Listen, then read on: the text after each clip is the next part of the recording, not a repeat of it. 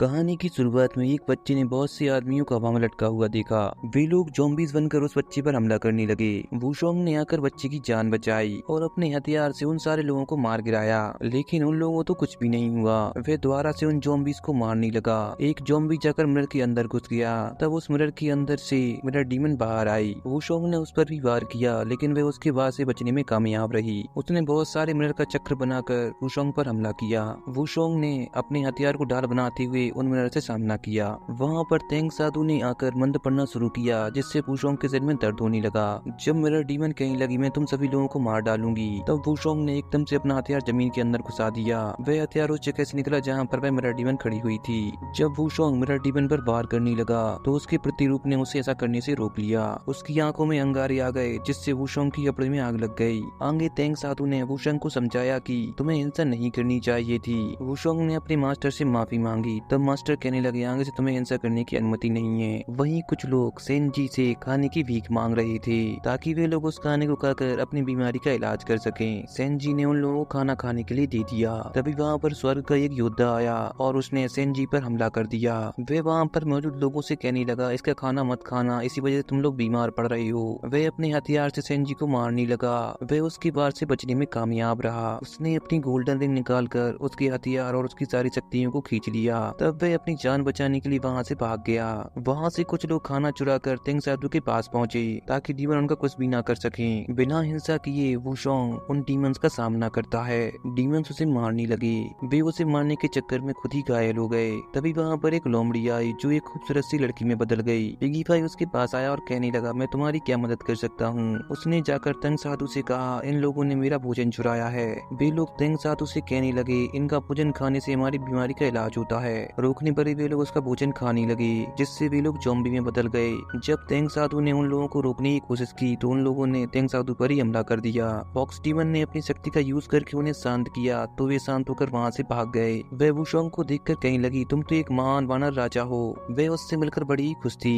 वह कहने लगी मेरा नाम सियोकी है, क्या मैं तुम्हारा ऑटोग्राफ ले सकती हूँ। जब तेंग साधु ने सियोकी को अपना नाम बताया, वह कहने लगी आपका मास्क खा के तो हम लोग अमर हो जाते हैं। वुशोंग मास्टर से कहने लगा क्या मैं ऑटोग्राफ दे दूं। तब तेंग साधु ने मना कर दिया। सियोकी फिर मिलेंगे कहती हुए वहाँ से चली गई। वह जाकर अपने भाई से कहने लगी आपने वह भोजन गाँव वालों को क्यों खिलाया। उसका भाई कहने लगा उन लोगों को वह भोजन अभी एक्सपेरिमेंट के तौर पर दिया जा रहा है, इसलिए उन लोगों को साइड इफेक्ट्स हो रहे हैं। सियोकी कहने लगी आज मैं तेंग साधु से मिली। उसके भाई ने कहा ये तो सौभाग्य की बात है। तब वे उन्हें ढूंढने के लिए जाने लगी, लेकिन अचानक से वहाँ पर ही बेहोश हो गई। उसके भाई ने बहुत से लोगों की आत्माएं डालकर उसे ठीक किया। दरअसल सियोकी बीमार है, उसे जिंदा रहने के लिए बहुत से लोगों की आत्माएं चाहिए होती हैं। इधर एक कबीले के लोग तेंग साधु से मदद मांगने के लिए पहुंचे। तब वुशोंग ने उन्हें अपनी आंखों से स्कैन कर लिया। उसे मालूम हुआ ये लोग तो इन्फेक्टेड हैं। उसने तुरंत ही मास्टर को उन लोगों के साथ में ना जाने के लिए कहा, पर मास्टर ने उसकी बात नहीं मानी। वे उन लोगों के साथ में मुखिया को बचाने के लिए चले गए। वहाँ पर लोगों के मुखिया ने मास्टर पर अटैक कर दिया। समय रहते वुशोंग ने आकर मास्टर की जान को बचाया। आगे सियोकी माँ से बात कर रही थी।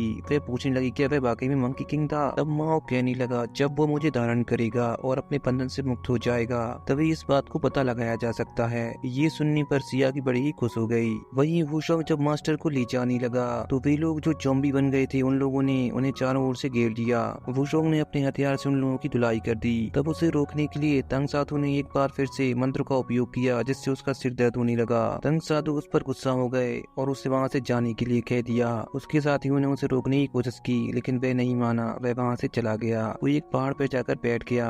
तब उसके पास में फॉक्स डीमन आई। वो उससे पूछने लगी तुम यहाँ अकेले क्यों बैठे हो, क्या तुम्हारे मास्टर ने तुम्हें भगा दिया। तब वुशोंग ने अपनी साड़ी बारात उस पर निकाल दी। जैसे ही फॉक्स डीमन वुशोंग के पास आकर बैठने लगी, वह उससे कहने लगा अगर तुम्हें कोई काम है तो बोलो, वरना मेरी नजरों से दूर हो जाओ। फिर उसने गोल्डन रिंग निकाली, जिसमें उसका हथियार चला गया और उसने वुशोंग की सारी शक्तियों को भी खींच लिया।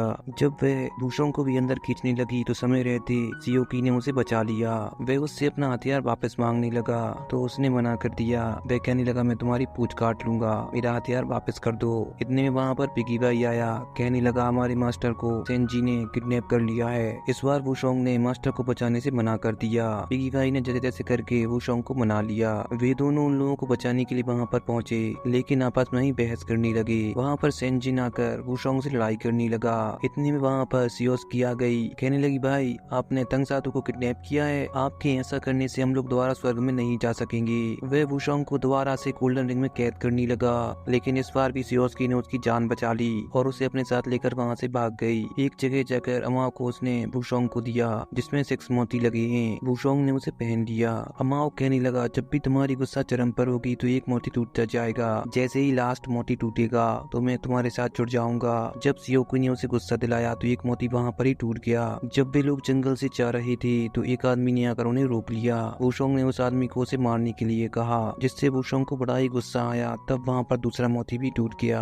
वह बताने लगा, मैं भी एक स्वर्ग से आया हुआ योद्धा हूँ जो सेंजी को पकड़ने के लिए आया था, लेकिन उसने मेरी शक्तियों को खींच लिया और मैं जान बचाता हुआ भाग रहा हूँ। सेंजी उन लोगों को जाती हुई देख रहा था। उसने दाव को बुलाकर कहा, तुमसे ना लेकर जाओ, इन सभी को मार देना। बारिश होने के कारण वे लोग जाकर एक घर में रुक जाते हैं। वहाँ पर सियोकी बुद्धा से प्रार्थना करने लगी कि हम सभी की रक्षा करना। पिगी भाई ने आकर देखा तो सियोकी का हाथ सूज गया था। वह वुशोंग से कहने लगा, आपको इस तरीके से उसे चोट नहीं पहुंचानी चाहिए थी। वह उसके हाथ पर लगाने के लिए जड़ी बूटी लेने चला गया। तभी वहाँ पर पीछे से सियोकी आ गई। वह पूछने लगा, तुम यहाँ कैसे आई? उसने बताया, पिगी भाई सो गए थे। जब वह उसे अपनी कहानी बता रही थी तो वुशोंग ने उसे अपना ऑटोग्राफ दे दिया। उसने जड़ी बूटी को चबाकर उसे हाथ पर लगाने के लिए कहा। सियोस्की कहने लगी, ये कोई दवा नहीं है, ये तो वह जड़ी बूटी है जिससे लोग बाग लड़कियां में बदल जाती हैं। ठीक वैसा ही हुआ। वह लड़कियों की तरह बोलने लगा। वह दौड़ता हुआ पिगी भाई के पास पहुंचा और कहने लगा, मुझे बहुत प्यास लगी है। तभी वह देखता है कि दाव ने उन लोगों को पकड़ लिया है। उसके आदमियों ने वुशोंग की बहुत पिटाई की, जिससे उसका एक और मोती टूट गया। अब उसके अंदर ईमो आ गया था, जिसकी वजह से वह सब कुछ भूल गया था। इसलिए उसने सियोकी पर भी हमला कर दिया। जैसे तैसे करके सियोकी वहाँ से भाग निकली तो वह उसका पीछा करने लगा। वहाँ पर दिव्य माँ आई और उन्होंने लोटस लांटेन से उसे वापस वुशोंग में बदल दिया। फॉक्स डीमन दिव्य माँ को बताने लगी, दिंग साधु का अपहरण मेरे भाई ने कर लिया है। दिव्य माँ ने फॉक्स डीमन को बताया कि तुम्हें अपनी इच्छाओं को पूरा करने के लिए संतु नदी में जाना होगा और वहाँ पर कमल पुष्प दिया जलाना होगा, जिससे तुम्हारी सारी इच्छाएं पूरी हो जाएंगी। तभी वहाँ पर सेंजी आकर लोटस लांटेन को छीन लेता है। उसकी बातों से ये पता लगा कि उसने फॉक्स डीमन की यादों को मिटा दिया है। दिव्य माँ उन लोगों से कहने लगी, तुम लोग यहाँ से जल्दी जाओ और अगर बुद्धा को ढूंढो। वे लोग वहाँ से चले गए। वहीं एक गुफा में अगर बुद्धा ने पेगी भाई और उसके साथी पर हमला कर दिया। इतने में वहाँ पर वुशोंग फॉक्स डीमन के साथ पहुँच गया। अगर बुद्धा ने उन्हें भी नहीं पहचाना और उस पर भी हमला कर दिया। वुशोंग लड़ता हुआ उसके ऊपर बैठ गया। वह उसे नीचे गिराकर उसे मारने ही वाला था, लेकिन सियोको ने अपनी पूंछ से उसकी तलवार को पकड़ लिया। तभी वहाँ पर सेंजी ने आकर उस तलवार को अपनी गोल्डन रिंग में खींच लिया। तब आमो ने वुशोंग से कहा, अगर तुम अपने लोगों की जान को बचाना चाहते हो तो तुम्हें अपनी हार स्वीकार करनी होगी। तब वह सेंजी का गुलाम बन गया। वापस आकर सेंजी ने फॉक्स डीमन की यादें फिर से मिटा दी। जब सेंजी वहाँ से चला गया तो फॉक्स डीमन वहाँ से बाहर आ गई। वुशोंग ने उसको देखा तो वह उसके पास गया और कहने लगा, मेरी बेड़ियों को खोल दो। लेकिन उसने वुशोंग को नहीं पहचाना। उसने बहुत याद दिलाने की कोशिश की, लेकिन उसे कुछ भी याद नहीं आ रहा था। यहाँ तक कि उसने तो अपनी पूंछ से उसे मारना चाहा। तब वह कहने लगा, तुम उस डायरी को देखो जिसमें मैंने तुम्हें ऑटोग्राफ दिया था। उसने वानर राजा की फोटो देखी तो वह चिल्लाने लगी कि तुम वानर राजा हो। तभी वहाँ पर सेंजी आया और कहने लगा, तैन को इसे पकड़ लो। वुशोंग ने चुपके से माओ को फॉक्स डीमन को दे दिया। जियोको ने जाकर लोटस लांटेन को उठा लिया, लेकिन जब वह जाने लगी तो सियांजी ने उसे देख लिया। उसने जाकर वुशोंग और उसके साथियों को आजाद करा दिया। जब वे लोग लोटस लांटेन से दरवाजा बनाकर वहाँ से जाने वाले थे तो सियांजी ने गोल्डन रिंग से उस पर हमला कर दिया। तब वुशोंग उस रास्ते के अंदर चला गया। पीछे से फॉक्स डीमन भी उसके पीछे पहुंच गई, जहाँ पर उसे उसकी सारी यादें याद आ गईं। वे लोग संतु रिवर पर पहुंच गए थे।